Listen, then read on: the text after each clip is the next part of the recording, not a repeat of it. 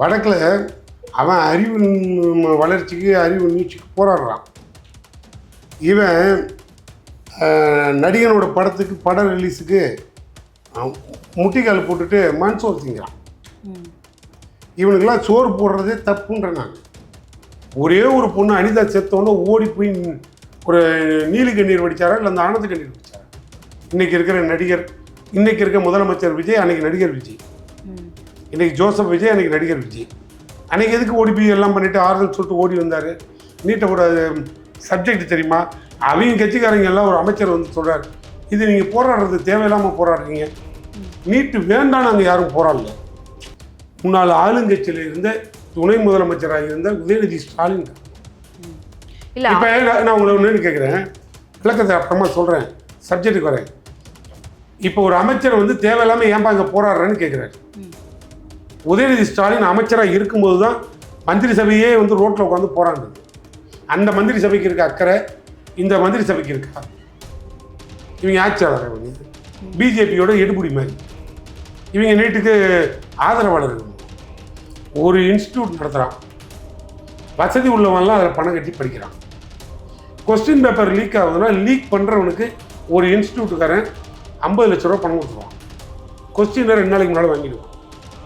அதை வாங்கி அவன் இன்ஸ்டியூட்டில் படிக்கிற பிள்ளைங்களுக்கு 2 கோடி ரூபாய்க்கு விற்றுருவான். வந்தவுடன் முதல் கையெழுத்தே நீட்டை ஒளி போடணும்.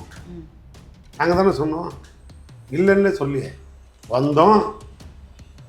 முதல் கையெழுத்தே நீட்டு ஒரு ரத்து, நீட்டு ஒழிப்புன்னு தான் கையெழுத்து போட்டோம். மசோதாவை சட்டமன்றத்தில் பாஸ் பண்ணோம், அறிவுள்ள ஆளுநருக்கு அனுப்பணும். அவன் போஸ்ட் ஆஃபீஸில் போட்டுட்டு படுத்து தூக்கிட்டான். நாம் இருக்கிறது கடைக்கோடியில் இருக்கோம், புரியுதா? இந்த 2 தேசிய கட்சி பார்வையிலிருந்து தமிழ்நாட்டை காப்பாற்றுறதுக்கே ஒரு தலைவன் தேவைப்படுறாரு. அந்த தலைவன் போராளியாக இருந்தால் தான் காப்பாற்ற முடியும். இந்த மாதிரி ஜனநாயகத்துக்கு படத்தை ரிலீஸ் ஆகிறதுக்கு போராடுறவங்களால பொட்டணம் கூட கட்ட முடியாது, புரியுதா இல்லையா? ஹிந்தி திணிச்சா, ஹிந்தி உள்ளே வந்தால் தமிழ் மொழி அழிஞ்சிடும்னு தமிழுக்காகவே 100 பேர் செத்தான். அவ்வளோ அறிவுபூர்வமான மொழி பற்றாளர்கள் வாழ்ந்த இடம் தமிழ்நாடு. இன்றைக்கி ஒரு நடிகை மூஞ்சை பார்க்குறதுக்கு 42 பேர் சாவறான் தமிழ்நாட்டில். அதில் ஒரு புத்திசாலிங்க ஒரு 32 பேர் அரசு எம்ப்ளாயி ஆகிட்டான். இப்போ ஜனநாயகம் படம் ரிலீஸு எத்தனை பேர் செத்தான்னு தெரில, நாளைக்கு தான் தெரியும். செத்துருந்தாங்கன்னா அவங்கள எம்ப்ளாயிஸ்.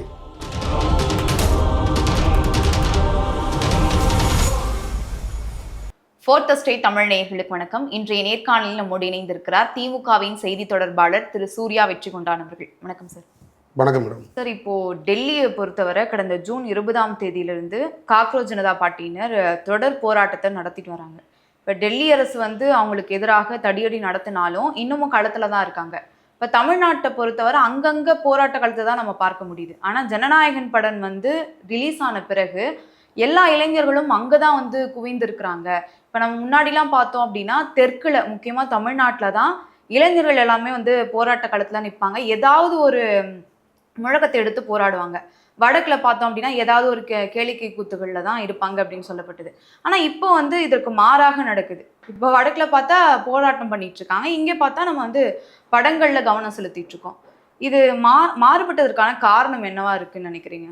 பேரறிஞர் அண்ணா காலத்தில் வடக்கு வாழ்கிறது தெற்கு தேய்கிறதும் பாரு, நிறைய பேர் தெரிஞ்சிருக்கும். இப்போ இருக்கிற இந்த ஆளுங்கட்சிக்காரங்களுக்கு அதெல்லாம் தெரியாது. ஏன்னா அவங்களுக்கு அண்ணாவே தெரியாது.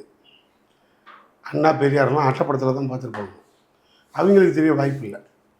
இப்போ வடக்கு அறிவாளி ஆகுது, தெற்கு அடி முட்டாளாகுது இவங்க காலத்தில். அப்படி தான் இப்போ இனிமேல் நம்ம கரண்ட்டில் கொண்டுட்டு போகணும் சப்ஜெக்டை. இப்போ நீங்கள் கேட்ட கேள்வியை ஒப்பிட்டு பாருங்கள், நான் சொன்ன பதில் சரியாக பொருந்தும். வடக்கில் அவன் அறிவு வளர்ச்சிக்கு அறிவு நீட்சிக்கு போராடுறான். இவன் நடிகனோட படத்துக்கு பட ரிலீஸுக்கு முட்டிக்கால் போட்டுட்டு மண்சோறு திங்கிறான். இவனுக்கெல்லாம் சோறு போடுறதே தப்புன்ற நான். இதில் வேறு மண்சோறு. இது தமிழ்நாடு விளங்குறதுக்காக இது தமிழ்நாட்டு மக்கள் தான் தலையிலே மண்ணவாரி கூட்டி போட்டு ஒரு 60 நாள் ஆகுது. அடிக்கடி நான் சொல்கிறது தான் அது. இந்த 60 நாளில் தான் இளைஞர்கள் வந்து திசை மாறி இருக்கிறாங்க அப்படின்னு சொல்கிறீங்களா? இல்லை, ஆட்சிக்கு வந்ததுக்கப்புறம் முதல்வர் என்ன செய்ய நினைக்கிறாரோ அவரே சொல்கிறாரு, என்னை நீங்கள் ஃபாலோ பண்ணுங்கன்றாரு. நிறைய பேர் இப்போ அவரை ஃபாலோ பண்ணுறாங்க. உங்களுக்கு அதில் கருத்து வேறுபாடு இல்லை? அது அவங்க சொன்னது தானே.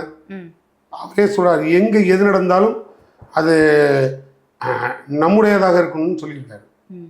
முதல்வர் இப்போ சினிமா படத்தில் என்னெல்லாம் பண்ணாரோ அதை தொண்டர்கள் கரெக்டாக பண்ணுறாங்க. அதில் எனக்கே டவுட்டெல்லாம் இல்லை. இப்போ அவர் அந்த படத்தை பார்த்தீங்கன்னா உங்களுக்கு தெரிஞ்சிருக்கும். நான் பார்க்கல, ஏன்னா எனக்கு பிளாக்ல டிக்கெட் எதுவும் கிடைக்கல. ஆனால் அந்த படத்தில் அவர் என்ன பண்ணியிருப்பார், எல்லா வேலையும் பண்ணியிருப்பார். வெட்டி இருப்பார், குத்தி இருப்பார், சுட்டிருப்பார், கட்டி பிடிச்சிருப்பார், முத்தம் கொடுத்துருப்பார், எல்லாம் பண்ணியிருப்பார். அதெல்லாம் அவர் சினிமாவில் பண்ணியிருக்காரு முதலமைச்சர். இப்போ அவர் தொண்டர்கள் அதை கரெக்டாக ஃபாலோ பண்ணி இந்த 60 நாளில் எனக்கு தெரிஞ்சு ஒரு 100-200 நிர்வாகியே காணாவிட்டான். எங்கடான்னா அதில் பாதி பேர் ஓடிட்டான், மீதி பேர் ஜெயிலில் இருக்கான். ஒன்றிய செயலாளர் எங்கள் தலைவர் பாணியில் நிர்வாகி வந்து மனு போடுற நிர்வாகியை கட்டி பிடிச்சி முத்தம் கொடுத்து உள்ளே போயிட்டான். கரெக்டு தானே? எங்கே பார்த்தாலும் தாவேகா நிர்வாகி ஒன்றிய செயலாளர், தாவேகா நிர்வாகி நகர செயலாளர், தாவேகா நிர்வாகி மாவட்ட செயலாளர், இப்படி தான் வரிசையாக எல்லாம் உள்ளே போகிறான். இது எல்லாம் அவங்க பாணி, ஆட்சி தலைவர் பாணியில் அவர் போகிறான், அவங்க கட்சி தலைவர் பாணியில் போகிறான். இப்போ அப்புறம் இவர் என்ன நடக்கும்? அதெல்லாம் நடக்கும். அதில் அவங்க தெளிவாக இருக்காங்க. யாரை புரிய வைக்க முடியும்? நான் அடிக்கடி சொல்கிறது தான் உங்களுக்கு எல்லாம், நீங்கள் எல்லாம் எதிர்கட்சியாக இருக்கு எங்ககிட்டயே வந்து மைக்கை நீட்டி இதை பற்றி என்ன நினைக்கிறீங்க, இதை பற்றி என்ன நினைக்கிறீங்கன்னா, நான் என்னத்தை நினைக்கிறது, இளவு விழுந்துருச்சுன்னு நான் சொல்கிறேன், மாலையை வாங்கிட்டு போக வேண்டியதான் அடக்கம் பண்ணுறதுக்கு. வேறு என்ன பண்ணுவீங்க? இது ரொம்ப வளர்ச்சியை நோக்கிய பாதையை. ஆளுங்கட்சிக்காரனால பார்த்து இந்த மைக்கை நீட்டி கேட்கணும். ஏன்னா ஒருத்தங்க சாக புழைக்க கிடக்கிறாரு, அது என்ன இஷ்யூ, அது நீட் இஷ்யூ. நீட்டுன்னா என்னன்னு முதல்ல இவங்களுக்கு தெரியுமா? ஒரே ஒரு பொண்ணு அனிதா செத்தோன்னு ஓடி போய் ஒரு நீலி கண்ணீர் வடித்தாரா இல்லை அந்த ஆனந்த கண்ணீர் வடித்தாரா? இன்றைக்கி இருக்கிற நடிகர், இன்றைக்கி இருக்க முதலமைச்சர் விஜய், அன்றைக்கி நடிகர் விஜய், இன்றைக்கி ஜோசப் விஜய், அன்றைக்கி நடிகர் விஜய். அன்றைக்கி எதுக்கு ஓடி போய் எல்லாம் பண்ணிவிட்டு ஆறுதல் சொல்லிட்டு ஓடி வந்தார்? நீட்டை கூட சப்ஜெக்ட் தெரியுமா?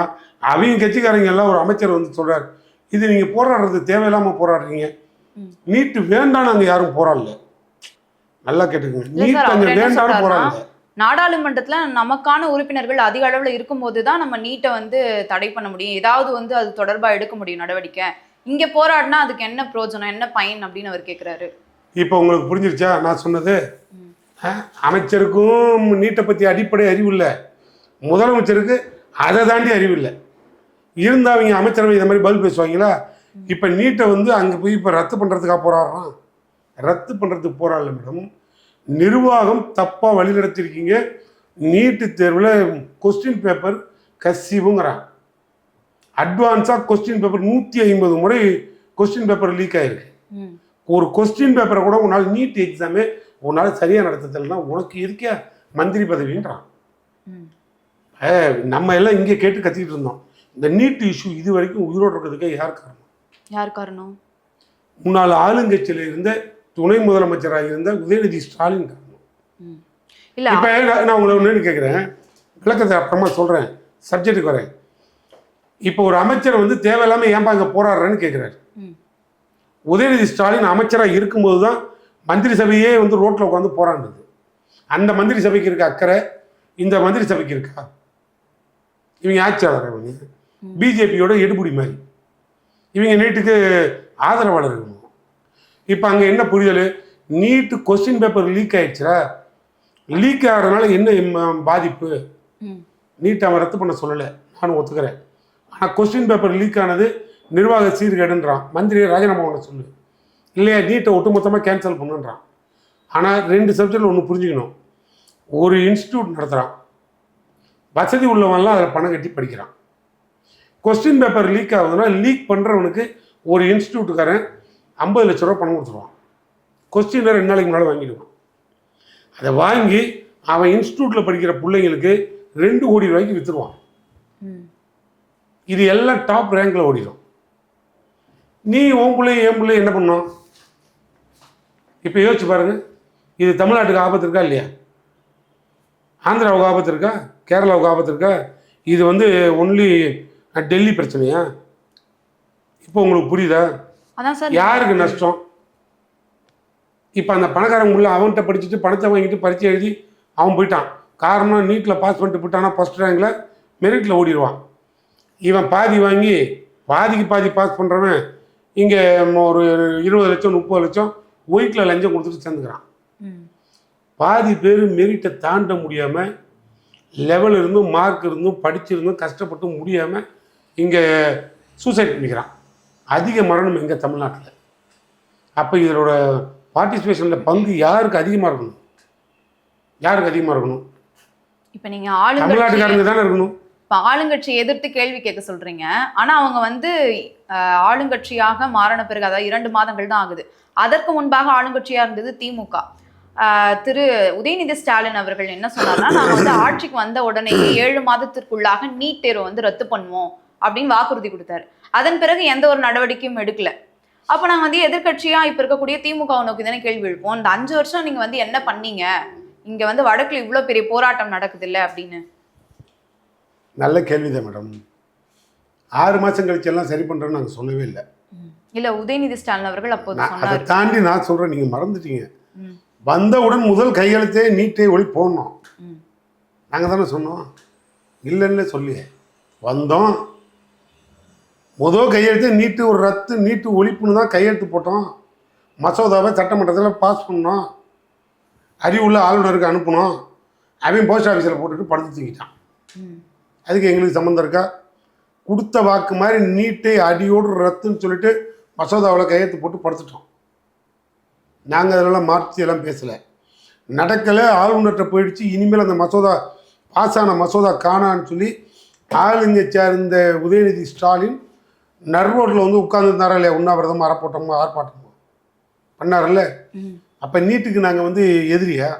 அதுக்காக இன்வால்மெண்ட்டோட எந்த அளவுக்கு அது அந்த செடிக்கு தண்ணி ஊற்றி வளர்த்துட்டு வந்தோம். நாங்கள் தானே தொடர்ந்து போராடணும். சட்ட போராட்டம் நாங்கள் தான் நடத்துகிறோம். ஆனால் அது வந்து கண் துடைப்புக்காக தான் திமுக வந்து தொடர்ச்சியாக பண்ணி. சரி, இதுக்கு மேலே என்ன பண்ணுவீங்க? ராகுல் காந்தியை பிடிச்சிட்டு வந்தோம். பிடிச்சிட்டு வந்து இவர் பிரைம் மினிஸ்டர் ஆகிடுவாருன்னு காட்டணும். அந்த ஆள் பஞ்சாயத்து போர்டு கூட பிரசிடென்ட் ஆக மாட்டான்னு எங்களுக்கு இப்போ தான் தெரிஞ்சுது. நீங்கள் ஏதாவது சிரிச்சு விட்டு விடாதீங்க. பஞ்சாயத்து போர்டு கூட அந்த ஆள் லாய்க்கலன்னு எங்களுக்கு இப்போ கண்டுபிடிச்சோம். அதை காட்டி அந்த ஆள் வாயாலேயே ஆக்சுவலாக நீட்டு வந்தது காரணமே இந்த 7.5 சனியால் தான். அதான் சரி, இப்ப ராகுல் காந்தி அவர்கள் பிரதமர் ஆயிட்டா நீட்டை வந்து ரத்து பண்ணிடுவாருன்னு எப்படி வந்து மக்கள் நம்புவாங்க? ஏன்னா 2010 காங்கிரசும் திமுகவும் ஆளுங்கட்சியா இருக்கும் போது அப்போ சுகாதாரத்துறை அமைச்சரா இருந்த குலாம் நபி ஆசாத், இணை அமைச்சரா இங்க திமுக சார்பாக இருந்தது காந்தி செல்வன். அவர் தான் இந்த மசோதாவை தாக்கல் பண்றாரு. அதன் பிறகு இது வந்து நீதிமன்றம் போது உச்ச நீதிமன்றம் நீட் வேண்டாம், இது வந்து அரசியல் சாசனத்துக்கு எதிராக இருக்கு அப்படின்னு தீர்ப்பு கொடுக்குறாங்க. அதோட வந்து நிறுத்தாம திமுகவும் காங்கிரஸும் சேர்ந்து உச்ச நீதிமன்றத்துல சீராய்வு மனு தாக்கல் செய்றீங்க. அப்போ நீங்க பண்ற அந்த போராட்டம் நீட் வேணாம், நீட் பேன் அப்படின்னு சொல்றது எல்லாமே மக்களுக்காக கண் துடைப்புக்காக பண்றது அப்படின்றது தான் எங்களால புரிஞ்சுக்க முடியுது. இல்ல மேடம், நீங்க அப்படி புரிஞ்சுக்கூடாது. புரிதலே இல்லாத இந்த ஆளுங்கட்சிக்காரங்க கூட இதை பார்த்தா புரிஞ்சுக்கிட்டோம். நாங்க வந்து அப்போ வந்து இது பாலிசியெல்லாம் அந்த அளவுக்குலாம் டிக்டேட் பண்ணி வரல. ஒரு எல்லா பாலிசியும் நாங்கள் எதுக்க முடியாது. வர்ற அத்தனை பாலிசியில் எது ப்ளஸ்ஸு மைனஸ்ன்னு தான் நாங்கள் எடுத்துக்க முடியும். நாங்கள் மந்திரி சபையிலே கூட இருக்கலாம். காங்கிரஸ் மந்திரி சபையிலே தான் இருந்தோம். புரியுதா? அதுக்காக அதில் மத்திய அமைச்சராக இருந்தார் டிஆர் பாலு. உங்களுக்கு நல்ல ஞாபகம் இருக்கா? அதில் ஹைவேல வந்து போர்டில் ஹிந்தி இருந்தது. அவர் மந்திரி சபையில் இருந்ததுனால தமிழ்நாட்டுக்கு மட்டும் ஹிந்தி இருக்கக்கூடாது, மற்ற ஹைவே ரோட்லலாம் ஹிந்தி இருக்கலாம் அப்படின்னு சட்டம் பாஸ் ஆக முடியாது. சட்டத்தை பாஸ் பண்ணார். எங்கள் இடமா தமிழ்நாட்டில் ஹிந்தி அடிக்கிறது. எங்கள் மந்திரி தான் ஹிந்தியை பர்மிஷன் கொடுத்தவர். அது ஆல் ஓவர் இந்திய ஸ்டேட்டுக்கு கொஞ்சம் நாம்ஸ் படி. பட் மந்திரி சபையில் பாஸ் ஆகி வந்தது. நாங்கள் தமிழ்நாட்டில் ஓட அழிச்சிட்டோம், துடைச்சிட்டோம். ஆனால் விலக்களிக்கிறதுங்கிறது மந்திரி சபையிலிருந்து கொடுக்கலாம். விலக்களிக்கணும்னா தாராளமாக எங்களுக்கு விலக்களிக்க கொடுக்கலாம். ஏன் நீட்டுக்கு நீங்கள் ஒரு வருஷம் விலக்கு கொடுத்தீங்க? திமுக இங்கே கவர்மெண்ட்டில் இருந்த வரைக்கும் அப்போ நீட்டு வந்த புதுசில் எங்களுக்கு ஏன் விலக்கு அடிச்சிங்க? விலக்கு ஏன் கொடுத்தீங்க? கொடுக்கணுன்னா கொடுத்துருக்கலாம். இது ஒன்றும் பெரிய இதெல்லாம் கிடையாது. சுப்ரீம் கோர்ட்டை காரணம் காட்டுறாங்க. சுப்ரீம் கோர்ட்டுக்கு இதுக்கெல்லாம் சம்மந்தமே கிடையாது. கேஸ் ஒரு பக்கம் போட்டோம். நீங்கள் இதுக்கு ஜல்லிக்கட்டுக்கு என்ன பண்ணீங்க? சுப்ரீம் கோர்ட்டு தான் தடை பண்ணி வச்சுருந்தான். என்ன பண்ணீங்க? பிசிஆர் ஆக்ட்னு ஒன்று சுப்ரீம் கோர்ட்டு தான் ரத்து பண்ணான். பிசிஆர் ஆக்ட் தெரியுமில்ல, அந்த ஆக்டே சுப்ரீம் கோர்ட்டு ரத்து பண்ணிட்டான். உடனே நார்த்து பற்றி எரிஞ்சுது. எஸ்சி எஸ்டி மக்கள் கொந்தளிச்சாங்க, இங்கேயும் கொந்தளிச்சாங்க. அப்போ சுப்ரீம் கோர்ட்டு தான் சொல்லிடுச்சு பிசிஆர் ஆக்டை தூக்கிட்டீங்களா? உடனே இந்த மோடி அரசாங்கம் ஓட்டு போயிடுன்ட்டு பட்டியலின மக்களோட ஓட்டு போயிடுன்னு சொல்லி உடனடியாக ஹவுஸில் வச்சு 2 அவையிலையும் பாஸ் பண்ணி அதே ஆக்ட் செல்லுன்னு மறுபடியும் ஆக்டை கொண்டு வந்துட்டீங்க. அதே ஆக்டை கொண்டு வந்த பிறகு ரிவ்யூ பெட்டிஷன் போட்டு சுப்ரீம் கோர்ட்டு அதை ஒத்துக்கிட்டு இப்போ சட்டம் ரன்னிங்கில் இருக்கு. இது எந்த அறிவாளிக்கு தெரியாது? இல்ல சார், செய்யணும்னா செஞ்சிருக்கலாம். ஏன் வந்து சீராய்வு மனு உச்ச நீதிமன்றத்தில் தாக்கல் பண்ணாங்க? மேடம் ஒன்றே ஒன்று புரிஞ்சுக்கணும், எங்கே கேஸ் இருக்கோ அங்கே தான் நாங்கள் கேஸுக்கு போகிறோம். சென்ட்ரல் கவர்மெண்ட்டு ஒன்றிய அரசு எங்ககிட்ட இருந்திருந்தா, ராகுல் காந்தி உட்கார்ந்துருந்தா, ராகுல் காந்தி வாயாலேயே திருப்பி இங்கே கூட்டிகிட்டு வந்து நீட்டு விளக்குக்கு நாங்கள் வந்தவுடன் நீட்டை ரத்து செய்வோன்னு தேர்தல் பிரச்சாரத்திலே சொல்ல விட்டோம். நான் தான் உங்களுக்கு ரெண்டு சொல்றேன், ரெண்டு வழியா தான் இருக்கு உங்களுக்கு இந்தியாவில். இல்ல சார், நீங்களே அதை கொண்டு வந்து நீங்களே அது வேண்டாம் அப்படின்னு சொல்றத நாங்க கொண்டுட்டு வரலங்கிறது தான் முதல்ல உண்மை. உன்னை புரிஞ்சுக்கணும் சார். நான் தான் தெளிவா சொன்னேன், 2010 ஆளுங்கட்சியான காங்கிரஸ் திமுக தானே அந்த மசோதாவை தாக்கல் பண்றாங்க. நீங்க ஒரு விஷயம் பாருங்க, காங்கிரஸ் தேசிய கட்சி ரெண்டு கட்சியும் ஒரே பாணியில தான் செயல்படுவான். அவன் வந்து தமிழ்நாட்டுக்குன்னு தனி சட்டம் போட மாட்டான். அவனோட ஆக்ட் படி ஆல் ஓவர் இந்தியாவுக்கு தான் சட்டத்தை பாஸ் பண்ணுவான். அதுல தமிழ்நாடும் மாட்டிக்கும். சார், இப்ப தமிழ்நாடு இது ஆபத்து இல்ல, மற்ற மாநிலங்களும் இது வந்து சிக்கி தானே இருக்கு. இல்ல நான் சொல்றேன் உங்களுக்கு புரியுற மாதிரி, இந்த ரெண்டு கட்சியுமே தமிழர்களை வாழ விட மாட்டான், தமிழ்நாட்டை உருப்பட விட மாட்டான். ஏன்னா இவன் கொஞ்சம் அறிவுபூர்வமா பகுத்தறிவு மண்ணுமா சுயமரியாதமா சமூக நீதிமா இவ்வளவும் பேசுவான். பேசுறதுனால அவங்களுக்கு இது எதுவும் தெரியாது, பிடிக்காது. அதனால தமிழ்நாடு அவங்களுக்கு நிரந்தர எதிரி மாதிரியே காட்சியளிக்கும். ரெண்டு தேசிய கட்சியும் ஒரே பார்வை தான். அதில் காங்கிரஸ் மட்டும் விதி விலக்கலாம் கிடையாது. காங்கிரஸால தான் அதிகமாக நாங்களே பாதிக்கப்பட்டோம். அது காங்கிரஸ் பற்றி உண்மை முகம் இப்பதான் வந்து திமுகவுக்கு தெரியுதா? முன்னாடி எங்களுக்கு முன்னாலேயே தெரியும், தெரிஞ்சுதான கூட்டணிலாம் தெரிஞ்சதுனால தான் அவங்களோட வளர விடாமல் பக்கத்திலே வச்சுருந்தோம். எத்தனை சீட்டு அவங்களுக்கு கொடுத்தோம்? அவங்கள என்ன 80 சீட்டு 100 சீட்டு கொடுத்து தமிழ்நாட்டில் காங்கிரஸ் காமராஜ் விட்டு போன காமராஜ் ஆட்சி மறுபடியும் பிடிக்கிறேன்னா, காமராஜர் ஆட்சியை பிடிக்கிறேன்னு சொல்லி மாடு கட்டுத்தரையை தாண்டி நவுறல, அதுலேயே தான் படுத்து கிடக்கு. நாங்கள் அதெல்லாம் ஒன்றும் குறையெல்லாம் வைக்கலை, அவங்களால எதுவும் பண்ண முடியாது. ஆனால் அவங்க பார்வை அப்போ நீட்டு வரும்போது எல்லா எஜுகேஷன் பாலிசி வரும்போதும் ஒரு ரிவ்யூ வரும், ஆய்வுக்கு வருவோம், புரிந்துணர்வு ஒப்பந்தம்னு ஒன்று வரும். புரிந்துணர்வு ஒன்று ஒரு டைம் எடுப்போம். அப்போ அந்த மசோதா வந்தது. இப்போ என்ஐஏ வந்தது, சிஐஏ வந்து இது மாதிரி ஒரு 10 மசோதா வரும்போது வந்தது. அது எங்களுக்கு அப்போ காங்கிரஸ் இருக்கும்போது இது பிடிக்காத மாநிலங்கள், ஏற்றுக்கொள்ளாத மாநிலங்களுக்கு விலக்களிப்பதுன்னு அதில் அந்த பைலாவில் இருந்தது. இப்போ பிஜேபி வந்தால ஆக்ட் பாஸ் பண்ணி இருந்தது. பிஜேபி வந்தானா அதை டோட்டலாக ரிமூவ் பண்ணிட்டான், கம்பல்சரியும் தூக்கி போட்டான். அதுக்கப்புறம் நாங்கள் போராட ஆரம்பிச்சிட்டோம். இப்போ நாங்கள் கேட்குறோம், ஒரு 10 புரிந்துணர்வு ஒப்பந்தத்தை கையெழுத்து போடுவோம். தமிழ்நாட்டு மக்களுக்கு ஆபத்துன்னு சொல்லிட்டு ஒரு பகுதி போராடுது.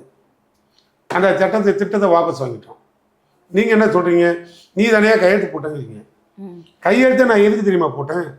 9 ஸ்கீம் பாஸ் ஆகிடுச்சு, நல்ல திட்டம் ஓகே ஆகிடுச்சு, 1 ஃபெயிலியரு, மக்களுக்கு அந்த பகுதியில் ஆபத்து, போராடுது, வாபஸ் வாங்கிட்டோம், முடிஞ்சு போச்சு. அது புரிந்துணர்வு ஒப்பந்தம் தான் கையெழுத்து. இந்த மாதிரி காங்கிரஸ் கொண்டு வரும்போது எங்களுக்கு அந்த புரிந்துணர்வு இருந்தது. ஒரு மாநிலம் விரும்பினால் அதை ஏற்கலாம், விரும்பவில்லை என்றால் அது தவிர்க்கலாம் இருக்கும். இதுலயே ஆபத்து இருக்கு, இந்த ஒன்லைன்லயே ஆபத்து இருக்கு அப்படின்னு வந்து திமுக உணரலையா? இது வருங்காலத்துல எப்படியும் ரத்து செய்யப்படலாம், இது ஒரு சூழ்ச்சி அப்படின்றது புரியலையா? ஒரு வேலை வேணா ஒன்று செய்யுங்க, நீங்க வேணா கொஞ்சம் முயற்சி பண்ணி எங்களை பிரைம் மினிஸ்டர் ஆக்கி விட்ருங்க. நாங்கள் வேணா எல்லாத்தையும் புரிஞ்சுக்கிட்டு கரெக்டாக கையெழுத்து போடுறோம். வா, நாம் இருக்கிறது கடைக்கோடியில் இருக்கோம், புரியுதா? இந்த 2 தேசிய கட்சி பார்வையிலேருந்து தமிழ்நாட்டை காப்பாற்றுறதுக்கே ஒரு தலைவன் தேவைப்படுறாரு. அந்த தலைவன் போராளியாக இருந்தால் தான் காப்பாற்ற முடியும். இந்த மாதிரி ஜனநாயகத்துக்கு படத்தை ரிலீஸ் ஆகிறதுக்கு போராடுறவங்களால பொட்டணம் கூட கட்ட முடியுது, பட்டாணி பொட்டணம் கூட லாய்க்கலாம் போடும். இங்கே ஒன்றும் தமிழ்நாடு வந்து இந்த 2 தேசிய கட்சியோட பார்வையில் வஞ்சிக்கப்படுற இடத்துலையும் புறக்கணிக்கப்படுற இடத்துலையும் இருக்கான். இதை தூக்கி நம்ம நிறுத்தணும். கொஞ்சம் ஏமாந்தோன்னு வச்சுக்க, அப்படியே இளைஞர்களை சேர்த்து விட்டுருவானு நம்ம வேணா தனி நாடு கேட்டோம்னா அங்கே போய் சேருங்கிறான். அதனால் இதெல்லாம் சாத்தியக்கூறு இல்லை. முடிஞ்ச வரைக்கும் தமிழ்நாட்டுக்கு ஆபத்து வராமல் தடுக்கலாம். அதுக்கு என்ன வழியோ அதுக்கு உண்டான போராட்டத்துக்கு உண்டான தலைவர்கள் இங்கே இருக்கணும். அதுதான் அரசியலில் பக்குவமான தலைவர்கள் வந்துக்கிட்டே இருந்தான். இப்போ ஒரு இளவு இல்லை. இந்த நாடு ஒரு மொழியை காப்பாற்றுறதுக்காக, தமிழ் மொழிக்காக குறைஞ்சது 100-200 பேரை பள்ளி கொடுத்தோம், புரியுதா இல்லையா? ஹிந்தி திணிச்சா ஹிந்தி உள்ளே வந்தால் தமிழ் மொழி அழிஞ்சிடும்னு தமிழுக்காகவே 100 பேர் செத்தான். அவ்வளோ அறிவுபூர்வமான மொழி பற்றாளர்கள் வாழ்ந்த இடம் தமிழ்நாடு. இன்றைக்கி ஒரு நடிகை மூஞ்சை பார்க்குறதுக்கு 42 பேர் சாகுறான். தமிழ்நாட்டில். அதில் ஒரு புத்திசாலிங்க ஒரு 32 பேர் அரசு எம்ப்ளாயி ஆகிட்டான். இப்போ ஜனநாயகம் படம் ரிலீஸு, எத்தனை பேர் செத்தான்னு தெரில, நாளைக்கு தான் தெரியும். செத்துருந்தாங்கன்னா அவங்களும் எம்ப்ளாயிஸு, அவங்களாம் கவர்மெண்ட்டில் எம்ப்ளாயி ஆகிடுவான். இப்போ வேணால் ஒரு நல்ல வாய்ப்பு இருக்குது தமிழ்நாட்டில், புரியுதா இல்லையா? உங்களுக்கு கூட ஒரு வாய்ப்பு இருக்குது. வேறு சின்ன பொண்ணாக வேறு இருக்கீங்க, அதில் உங்களுக்கு விஜய் கவர்மெண்ட்டில் வேலைக்கு போகணுன்னா வீட்டில் ஏதாவது 2 பெருசு இருந்ததுன்னா ரெடி பண்ணுங்கள். விஜய் அடுத்த மீட்டிங் வரும்போது பெருசை கூட்டிகிட்டு போய் நடுவில் விடு, ஆனால் ஐடி கார்டை வச்சு கொடுத்துரு. ஆள் க்ளோஸ் ஆனால் அரசாங்க வேலை, புரியுதா இல்லையா? பாலிசி நல்லா இருக்கா இல்லையா? நான் சொல்லலாமா, நடக்கிறத சொல்கிறேன். இப்போ இந்த 32 பேருக்கு வேலை கொடுத்தாங்கல்ல, என்ன கிரவுண்ட்ஸில் கொடுத்தான்னு யாரையாவது கேட்டியாம்மா? உங்களுக்கு தெரியுமா? பேசிக் குவாலிஃபிகேஷன் நாட் நெசசரின்னு ஓப்பன் யூனிவர்சிட்டி ஸ்கீம்லாம் இங்கே இல்லை. அப்பன் செத்தே பிள்ளைக்கு வேலை கிடைக்காம வயசு முடிஞ்சிருச்சுன்னு சொல்லி ரிஜெக்ட் ஆன பயிர் பல லட்சம் இருக்குது. இதில் 32 தியாகிகளுக்கு வேலை கொடுத்துருக்கான். இந்த தியாகி என்ன மொழிப்போர் தியாகியா, சுதந்திர போராட்ட தியாகியா, இல்லை வேறு எதுக்காக போகிறான்னா? இந்த ஒன்றிய அரசு மாநில அரசு கொடுக்க வேண்டிய நிதியை கொடுக்கலன்னு போகிறான்னா? ஏதாவது ஒன்று சொல்ல. ஆனால் சார் நீங்கள் இவ்வளோ கவலைப்படுறீங்க, தமிழ்நாட்டு இளைஞர்கள்லாம் ஜனநாயகன் படம் ரிலீஸ் ஆகிடுச்சுன்னு அங்கே தான் குவிகிறாங்க, இங்கே வந்து போராட்ட களத்துக்கு வரல அப்படின்ட்டு. ஆனால் இப்போ நம்ம அண்ணா சொன்னது தான் எனக்கு நினைவுக்கு வருது. அவர் என்ன சொன்னார்னா, 3 படங்கள் வந்து சென்சார் இல்லாமல் கொடுங்க, நான் திராவிட நாடே வாங்கி காட்டுறேன் அப்படின்னாரு. இப்போ இங்கே தமிழ்நாட்டை பொறுத்தவரை அதிமுகவும் திமுகவும் தான் மாற்றி மாற்றி இங்கே தமிழ்நாட்டில் ஆளுங்கட்சியாக இருந்திருக்காங்க. அவங்க காலடியில் தான் இந்த திரையுலகமே இருந்துச்சு, இயங்குச்சு அப்படின்னு சொல்லலாம். அப்படி இருக்கும்போது அவர் சொன்னது அதை எடுத்து பார்க்கும்போது இதை வச்சு ஏதாவது வந்து திமுகவோ இல்லை அதிமுகவோ பண்ணிருக்கலாமே. இப்போ வந்து விஜய் அவர்களை வளர்த்து விட்டதே திமுக அப்படின்ற மாதிரி தான் ஆயிடுச்சு. நாங்கள் என்னத்தம்மா வளர்த்தோம்? ஒரு உண்மை தெரியுமா, அந்த ஆள் அவங்க அப்பனே வளர்க்கல, அவனே விட்டுட்டு போட்டு அந்த ஆள் குடும்பமே தனித்தனியாக தான் நிற்கிறாங்க. நாங்கள் அதுக்குள்ள போல. ஒன்று நீங்கள் புரிஞ்சுங்க, அன்னைக்கு இருந்த அண்ணா பேரறிஞர் அண்ணா காலத்தில் இருந்த சினிமா வேற.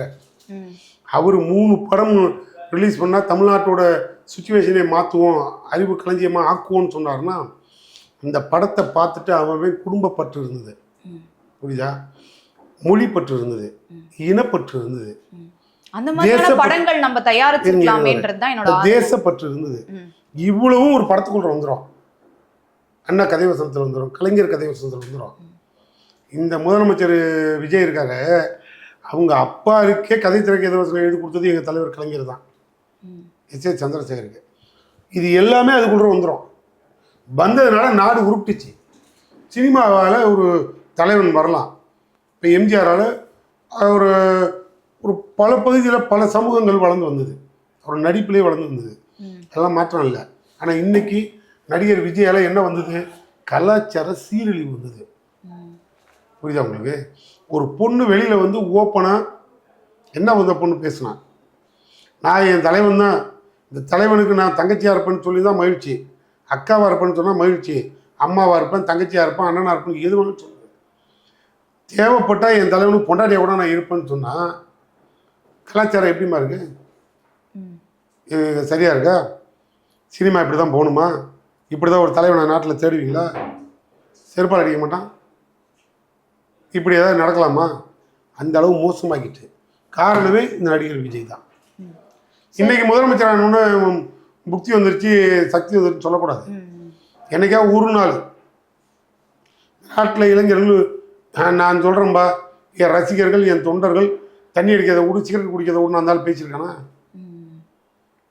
எல்லாத்தையும் கற்றுக் கொடுத்துட்டாரு. அதனால தான் எங்கே கை வச்சாலும் தாவேக்காரனா கைதாகணும். முதல்ல அவங்கள்ட்ட காப்பாற்றுறதே நமக்கு பெரும்பாடாக இருக்கு. சார், இன்னொரு விமர்சனங்கள் என்ன வருது அப்படின்னா, இப்போ இந்த நீட்டுக்கு எதிராக இடதுசாரிகளும் இல்லை வந்து இளைஞர்களும் தான் வந்து தன்னெழுச்சியாக போராடிட்டு இருக்காங்க. இப்போ சிபிஐ அலுவலகத்தில், அதாவது பாலன் இல்லத்தில் வந்து பார்த்தோன்னா திமுகவை சார்ந்தவங்க அங்கே போய் போராடுறாங்க. இப்போ எழிலன் அவர்கள்லாம் அங்கே போறாரு. ஆனால் டிஎம்கே வந்து தனியாக வந்து ஒரு பெரிய போராட்டத்தை வந்து ஏன் கையில் எடுக்கல? இதில் நமக்கு வந்து ஒரு சந்தேகம் இருக்குது. ஏன்னா பாஜகவுக்கு ஆதரவாக போயிடக்கூடாது, அதாவது போயிடுமோ அப்படின்ற ஒரு சந்தேகம் இருக்குது அப்படின்னு சொல்கிறாங்களே. அப்படியெல்லாம் நாங்கள் நினச்சிருந்தா நாங்கள் ஏமா இங்கே போய் அவங்கள்ட்ட கலந்துக்கணும்? அங்கே ஏன் போய் சகோதரி கனிமொழி போய் டெல்லியில் அவங்கள பார்க்கணும், அவங்களுக்கு ஏன் ஆதரவு கொடுக்கணும்? அதான் கனிமொழி இதுல ஏன் போய் கலந்துக்கணும்? இப்போ வந்து ஜென்சி டிஎம்கே அப்படின்னு சொல்லிட்டு சமீபத்துல வந்து கட்டம் வச்சீங்க, அது மூலமா வந்து பெரிய போராட்டத்தை இங்க கையில் எடுத்துக்கலாம்ல. ஏமா ஜென்சினா என்னம்மா அது? அது தெரியாம கேட்குறேன். ஜென்சிலோட எழுச்சி தான் இப்ப இருக்கு. எனக்கு தெரிஞ்சதெல்லாம் கரண்ட் கட் ஆயிடுச்சுன்னா ஜென் செட்டுன்னு ஒன்று வெளில வச்சிருப்பான், ஒயரை சொருவுனா கரண்ட் வரும். இதெல்லாம் ஒன்றும் வேலை கேட்காதுமா. எங்கேயோ சும்மா நஞ்சா குஞ்சா ஒரு 10 பேர் 20 பேர் நின்று அதெல்லாம் ஒரு டீம் ஒர்க்குன்னு பண்ண முடியாது. நீங்க ஜென்சி டிஎம்கே மீட்டப் மேடம், சொல்றீங்க ஒவ்வொரு கட்சிக்கும் ஒவ்வொரு ஜென்சி செட்னு ஒன்று போயிட்டு இருக்கோம். நீங்க ஜென்சி செட்டுன்னு அப்படியே தூக்கிட்டு போற மாதிரி திமுகவுக்கு தெரியாது, செட்டே கிடையாது. நான் ஒன்று சொல்றேன், புரிஞ்சுக்கங்க. ஏன் திமுக இப்ப தனியா போராட்டம் தொடர் போராட்டத்தை நடத்தியதே திமுக தான். இந்த கரப்பாம்பூச்சி கம்பெனி என்னைக்கு வந்தது உங்களுக்கு தெரியுமா? இந்த கரப்பாம்பூச்சி கம்பெனி இப்ப மேல போராடிட்டு இருக்காங்க. இவங்க என்னைக்கு உள்ள வந்தாங்க? அதுக்கு முன்னால நீட்டை ஏன் பார்த்தவன்? ஏங்க, இந்தியாவுக்கே வழிகாட்டியா உதயநிதி ஸ்டாலின் தொடர்ந்து போராடின ஒரு மனுஷன் நான் சொல்றேன். அவரை மறந்துட்டீங்க. தொடர்ந்து இந்த நீட்டுக்கு நான் போராடிட்டு இருப்பேன்னு சொல்ற முன்னாள் முதலமைச்சர் மு.க. ஸ்டாலினை மறந்துட்டீங்க. இந்த ரெண்டையும் விட்டீங்க. டெல்லியில் போய் ஹெட் ஆஃபீஸ்லேயே போய் கரப்பாம்பூச்சி கம்பெனிக்கு ஆதரவாக போய் எங்கள் மேடம் கனிமொழியே ஆதரவு கொடுக்குறாங்கன்னு சொன்ன பிறகு பிஜேபிக்கு ஆதரவாக, அது என்ன ஆதரவு? பிஜேபிக்கு ஆதரவாக இருக்கிறதெல்லாம் ஆளுங்கட்சியில் இருக்காங்க பாருங்கள், இந்த மைனாரிட்டி ஆட்சி அவனுக்கு தான். ஒருவேளை இந்த மாதிரி பெரிய எழுச்சி வந்துருமோ, டிஎம்கே வந்து தரப்புல போராட்டம் பண்ணி எழுச்சி வந்துருமோ, அதை தடுப்பதற்காக தான் இந்த மாதிரி மௌனம் காக்குறாங்க டிஎம்கே அப்படின்னு சொல்றாங்க. ஏன்னா இந்தியா முழுக்க ஒரு நீங்க சொல்லிதான் இப்ப எங்களுக்கு அந்த உணர்வு. நீங்க போற போக்க பார்த்தா பெரிய புரட்சி வந்துடும். அது வெடிக்க தான் போகுது. நேபாளில் வெடிச்சது இல்ல சார், அது வெடிக்க தான் போகுது மேடம். கொஞ்சம் வெயிட் பண்ணுங்க, பட்ஜெட் முடியட்டும். பட்ஜெட் முடிஞ்சதுக்கு அப்புறம் நாங்களே வச்சிருவோம். அதாவது நீங்க நினைக்கிறது அத்தனையும் பண்ணுவீங்க, நாங்க வேடிக்கை பார்த்துட்டு இருப்போமா? உன்னால தமிழ்நாட்டுக்கு என்ன பலன்னு சொல்லி நான் கொஸ்டின் போட்டுருவேன்ல, அங்க கேள்விக்குறி அங்க வச்சிருவோம். நீங்க ஒன்றும் பண்ண முடியாது. நாங்க அடிக்கடி சொல்றதுதான், ஆளுங்கட்சியா இருந்தா தமிழ்நாட்டு மக்களுக்கு மட்டுமே சேவை செய்வோம். எதிர்கட்சியா இருந்தா இந்தியாவுக்கே வழிகாட்டுற அளவுக்கு போராட்ட காலத்துல நீந்துவோம். இல்லை இவங்க என்ன தெரியும், இவங்களுக்கு அரசியலே தெரியாது. எங்க தலைவர் எமர்ஜென்சிலே உள்ள வந்துட்டு வந்த ஆளு. இந்த ஆளு எமர்ஜென்சிக்கு கூட கைதானாதான், ஒரு சந்தேக கேஸில் கூட உள்ளே போகாதான்.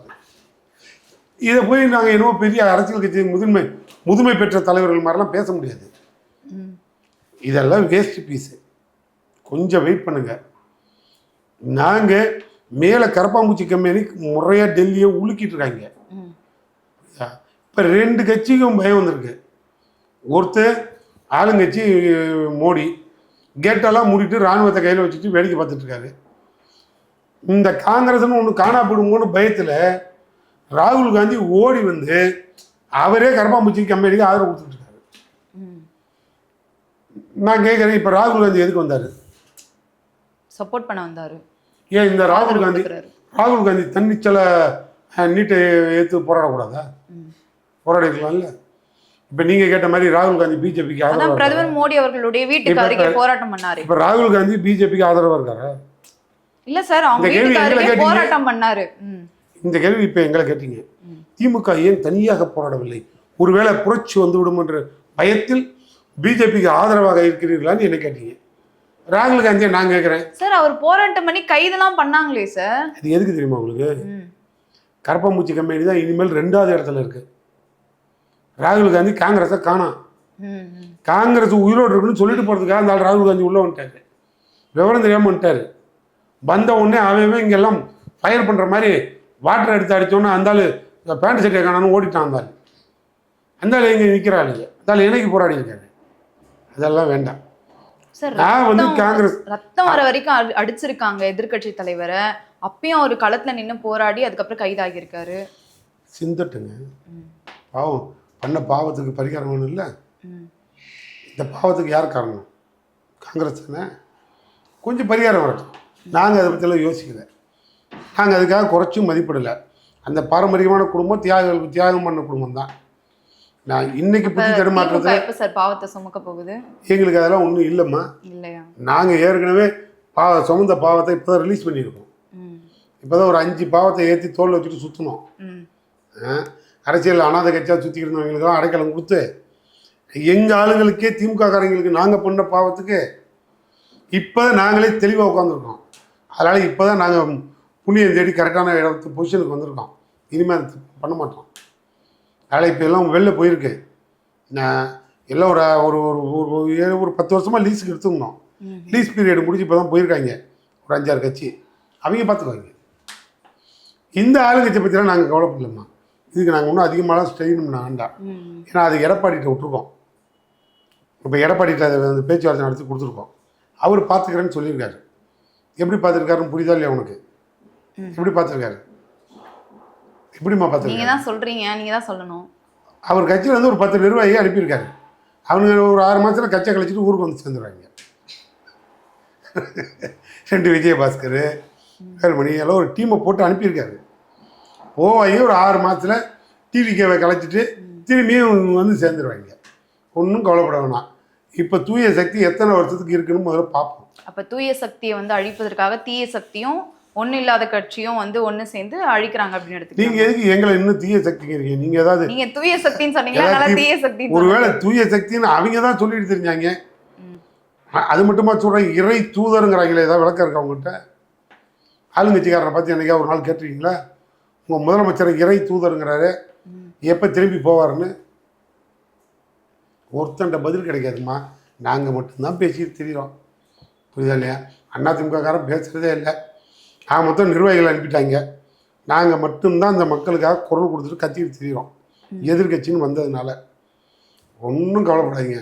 ஒயர் உருவி கரண்ட் வரலனா கூட திமுககாரன் தான் பீஸ் கேரியர் பிடிக்கிட்டு போட்டதாக சொல்கிறான். அப்படி தான் அவங்க லட்சணத்தில் கட்சி இருக்குது. பொறுத்திருந்து பாருங்கள், நல்லது நடக்கட்டும். சரி, பார்க்கலாம் சார். நன்றி. நன்றி மேடம்.